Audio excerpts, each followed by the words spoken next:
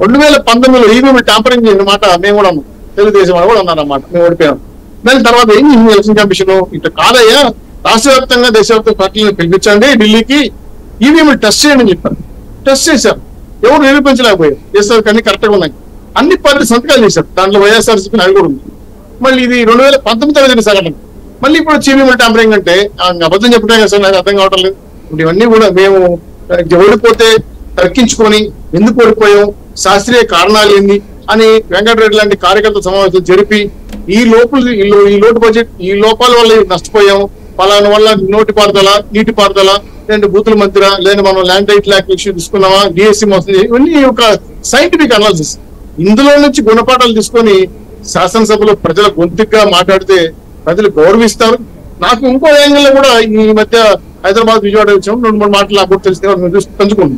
ఇప్పుడున్న 11 మంది ఎమ్మెల్యేలు కూడా 4 వేరే పార్టీ వైపు చూస్తున్నారు, ఇంకొక ఇద్దరు వేరే పార్టీ వైపు చూస్తున్నారు. ఎంపీలు ఆల్రెడీ వేరే చోట ఖర్చు వేసేస్తారు.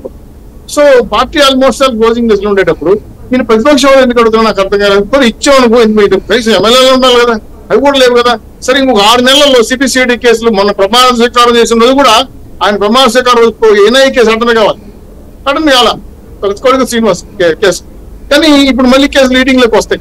సో ఇవన్నీ వచ్చిన తర్వాత ఆయన పార్టీలో ఉంటాడా లేదా అప్పచెప్తాడా?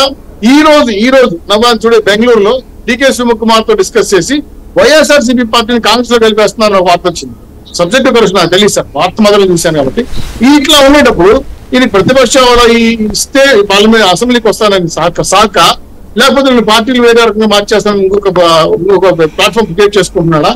లేదు, ఎంత తప్పు తెలుగుదేశం పార్టీ జనసేన ఎన్డీఏ కూటమిదే, మాకేమీ లేదు, మేము ఎక్కడైనా కూర్చునేవాళ్ళం, మాకు అవకాశం ఏమీ లేదు అని మా మీద గుర్తుపట్టడానికి ఇవన్నీ కూడా రకరకాలుగా మేము కూడా కొంత ఆలోచించుకునే పరిస్థితి వస్తుంది. అయితే యాజ్ ఏ ఎన్డీఏ కూటమిగా మేము ఎవరినైనా గౌరవిస్తాం. ప్రజలు ఎన్నుకున్నారు, పులివెందుల ప్రజలు మిమ్మల్ని ఎన్నుకున్నారు, సింగిల్గా వస్తాం అని చెప్పారు. మీరు సింగిల్ గానే వస్తున్నారు, ఇప్పుడు సంతోషం. వచ్చి కూర్చొని ప్రజా సమస్యలపైన ప్రతిస్పందిస్తే ప్రజలు హర్షిస్తారు. అధికార పార్టీ మేము వాళ్ళు మంచి నిర్ణయాత్మక సూచనలు చేస్తే మేము కూడా తీసుకుంటాం.